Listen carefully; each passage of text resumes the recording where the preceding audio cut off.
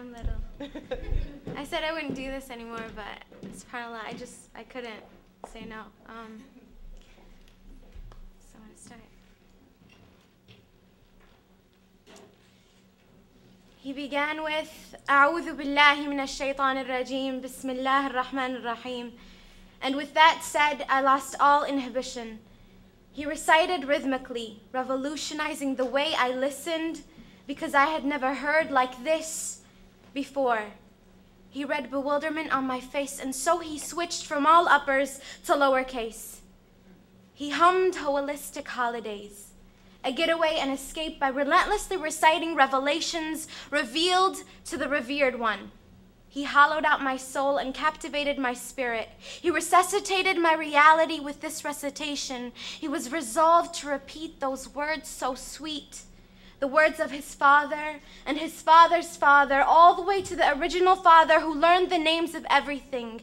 His voice resonated with resounding reverberations, resulting in righteous renouncing, which resurrected the shivers running ruthlessly up and down my spine. And I prayed that time would stop so that I could be rescued, resolving to resist the callings of my lower self. He recited and it rescued me, took me away and revitalized me, closed eyes and revisited revelation with this recitation. See, it was an out-of-body experience. It was a once-in-a-lifetime chance to be taken over by beautiful, breathy delivery of holy text. And all he had to do was begin with Bismillah.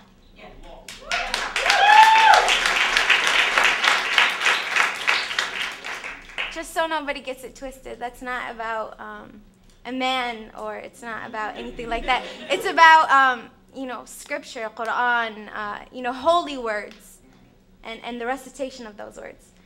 So I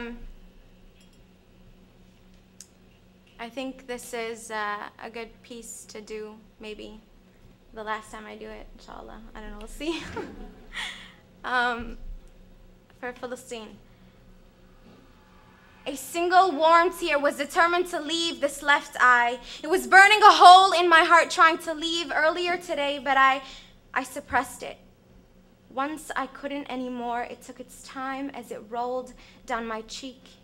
I felt every centimeter, every millimeter left behind, coated with that salty, warm ease it brought to my being.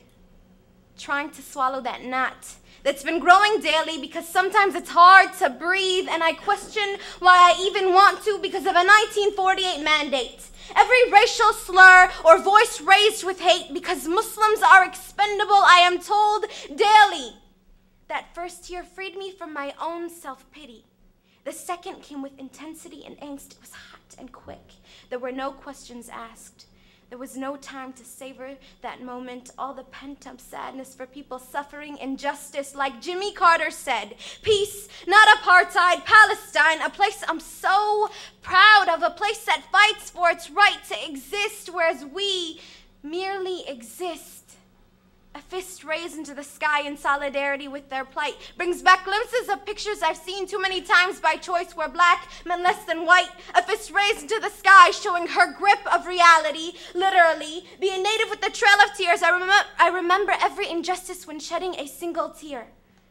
That second tear burned my face. It burned away my anger and put me in my place, because I'm trying to put myself in another's shoes.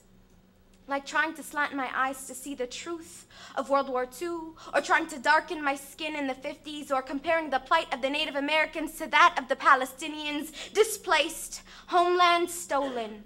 See, Malcolm X said, truth is on the side of the oppressed.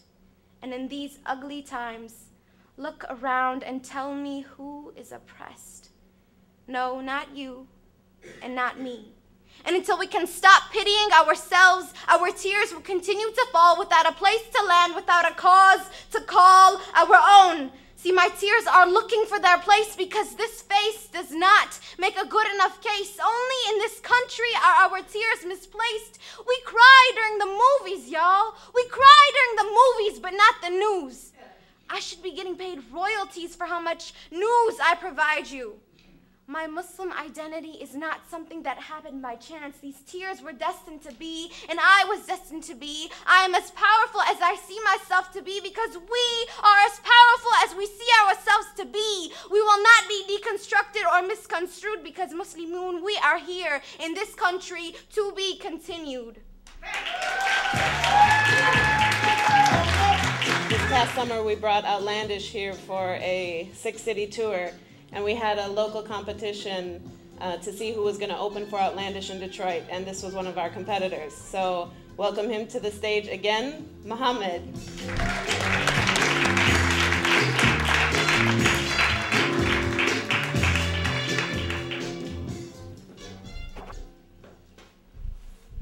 Assalamu alaikum.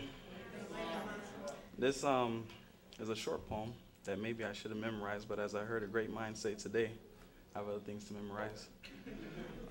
Also, just a little bit about this poem. I was actually frustrated about something with some family members in my household, and I was just thinking, I was just like, wow, there's so much other things to think about, but I'll start it. Just bear with me, I'm a little nervous. Underneath a glittering canopy, sitting as the butterflies flutter, as the wind whistles, as the sun beats upon my face, a face that shows the traces of an ethnic diaspora, with eyes reflecting the earth so spacious, subhanallah, an earth so massive, an earth with so many others who sit and reflect. How dare I complain? When there are those whose heart are veiled, who cannot understand the signs and the alternation of the night and the day, how can I complain when I have been handpicked, one of those who have been given the mercy to other? La ilaha illallah.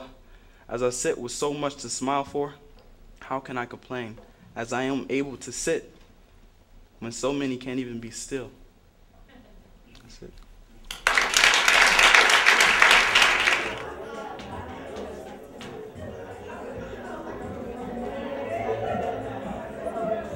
Assalamu alaikum wa rahmatullah. My name is Muhammad Langston. I am from Oak Park, Michigan, just what we call Uptown, north of Detroit. Came out tonight to see Ovius Maximus. It was wonderful, absolutely amazing. My first time seeing him recite any of his poetry at all, and I just enjoyed myself. Mass youth environment, it's such a wonderful place to be. Good time. MashaAllah. I mean, I enjoyed it immensely. I enjoyed when the poets, when people came up to freestyle. It was good. And then I, of course, enjoyed the main feature, Ovius Maximus. What about you? I don't like poetry, but I really enjoyed myself tonight. I'm glad I came. So Ovius was great. Oh, okay. I'm Antonio from Southwest Detroit. I want to give thanks to Mass Youth for putting on this event. I love coming out to things like this, especially being from Detroit, seeing things like this in Detroit. It's very uplifting. At that, being able to see the great Ovius Maximus coming to town, like I said, his words very uplifting, life-moving, life-changing. So, you know what I'm saying, representando a todo lo latino. I appreciate that, and big ups. Thanks.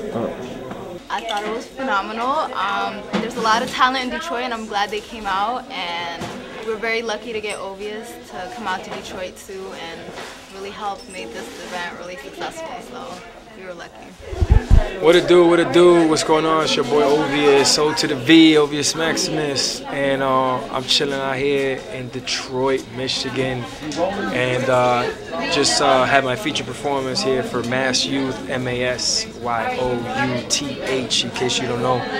And yeah, it was a great experience, man. It was I got to speak to a lot of younger people, and there's a lot of you know, the Muslim community has a really strong voice here, and it was an honor to speak with them and to be a part of what they do. So I encourage all of you out there to definitely support and to come out and check their events. Big up, and you know what I'm saying, always much love. You know how we do it. O to the max, Yoruba Records, we out.